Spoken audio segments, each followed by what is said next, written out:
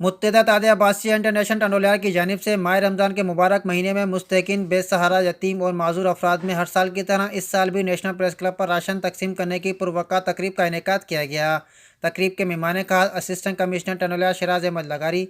साबिक municipal committee chairman Syed इमदाद शाह रिजवी, पाकिस्तान मुस्लिम league नून के रहनुमा सैयद अबू गफूर शाह, मुत्तहदा ताज़ा अब्बासिया के सूबाई जनरल सेक्रेटरी अब्दुल हमीद अब्बासी, सिंध समाज रंग के रहनुमा मोहम्मद अशफाक कायम खानी, साबिक कौंसलर MKM पाकिस्तान आज़म खान कायम खानी, शाहिद कायम खानी, Tariq Hamid Abbasi, national press club के सदर आसिर रज़ा खानज़ादा, हुसैन खानज़ादा, उस्मान गुल कश्मीरी, पुन्नल नारेजो, खुदा बश अब्बासी, यासिन मुअत्तर और जावेद अब्बासी थे। तकरीब से असिस्टेंट कमिश्नर ने खिताब करते हुए कहा कि माह रमज़ान में मुस्तक अफराद के लिए मुत्तहदा अब्बासिया की काविशें उनकी शानदार कारकर्दगी की मुँह बोलता ज़िंदा मिसाल हैं।